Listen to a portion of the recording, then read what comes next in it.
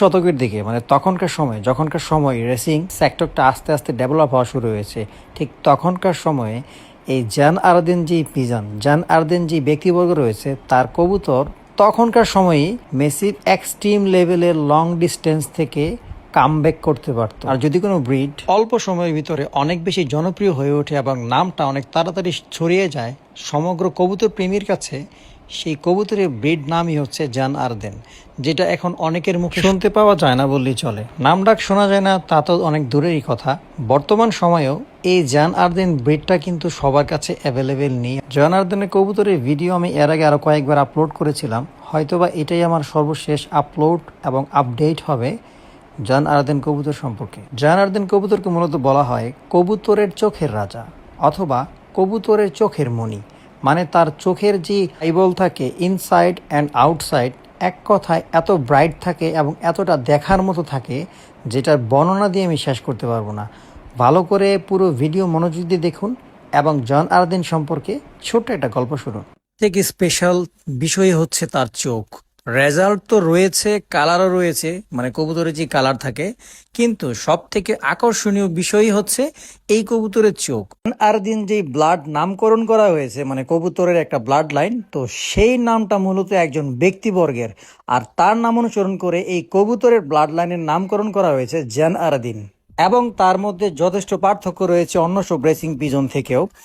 আর আপনারা অনেকে জানেন কি না, শতকরা 95% রেসিং কবুতরের নামকরণ করা হয়েছে তার পালনকারীর নাম অনুসরণ করে। জনসন, ক্রিটেল, জান আরদিন, এক কথায় তখনকার সময়ে কবুতরের কোনো নির্দিষ্ট নাম ছিল না, ব্রিডারের নাম অনুসরণ করে কবুতরের নাম দিয়ে দেওয়া হয়েছে জনসন, কিটেল, জান আরদিন।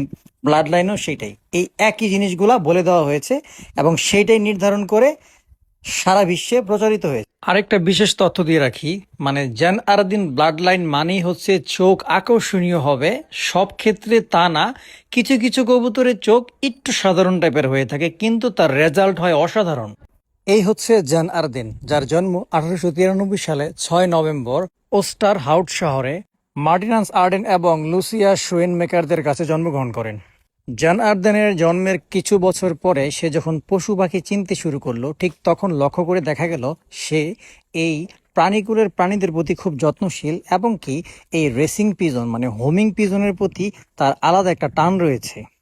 হোমিং পিজনের প্রতি তার আলাদা একটা টান থাকার কারণে 18 বছর বয়সে তিনি ওয়েস্টার হাইউটের একটি রেসিং পায়রা ক্লাবের সদস্য ছিলেন। এখানে অল্প সময়ের মধ্যে তিনি ভালো স্বল্প ও মধ্য দূরত্বের রেসারের মালিক ছিলেন। তখনকার সময়ে 1914 সালের দিকে হল্যান্ডের বা নেদারল্যান্ডস বেডার ওমেন্স একটি বিখ্যাত কবুতরের ব্লাড ছিল এবং যে ব্লাড ধারা তারা 1930 থেকে 1940 সালের মধ্যে ওমেন ক্লাসিক ইভেন্টে 14টি পুরস্কার জিতেছিল, প্রথম স্থান অধিকার করেছিল। রেসিং সেক্টরে জান আরদিনের এমন একটি অমরত্ব এবং কৃতিত্ব উনি রেখে গেছে, যার কারণে প্রতিটা মানুষ প্রতিটা খেলায় ওনার নাম নিবেই এবং ওনার কবুতর সম্পর্কে, ওনার দৌড়পাল্লা দৌড় খেলা সম্পর্কে বলবেই, প্রশংসা করে যাবেই। এবার একটু তার হিস্ট্রিতে যাওয়া যাক।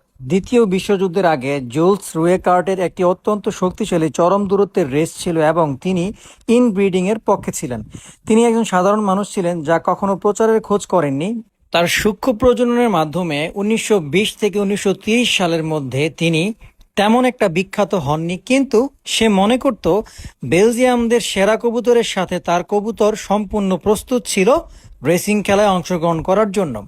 জান আরদিন উইথ দ্য 37 অ্যান্ড 49 একটি বিখ্যাত দম্পতি ক্লিনলি ক্লোজের সাথে গঠিত। এই প্রধান দেলবার ভিত্তিক কবুতরগুলো দিয়ে রাতারাতি দৌড়পাল্লার দৌড়ের নিয়ম পরিবর্তন করা হয়েছিল। এই কবুতরগুলো 50 বছরেরও বেশি সময় ধরে এই রেসের উপর আধিপত্য বিস্তার করেছিল। কবুতর দৌড়ের ইতিহাসে একটি পরম রেকর্ড 1000 কিমি রেসে নির্বাচন এবং বিশেষ করণীয় ছিল মূল শব্দ।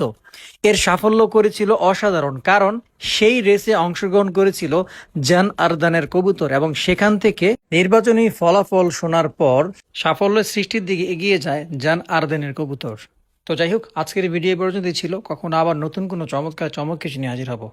সবাই ভালো থাকেন, সুস্থ থাকেন। আসসালামু আলাইকুম, আল্লাহ হাফেজ।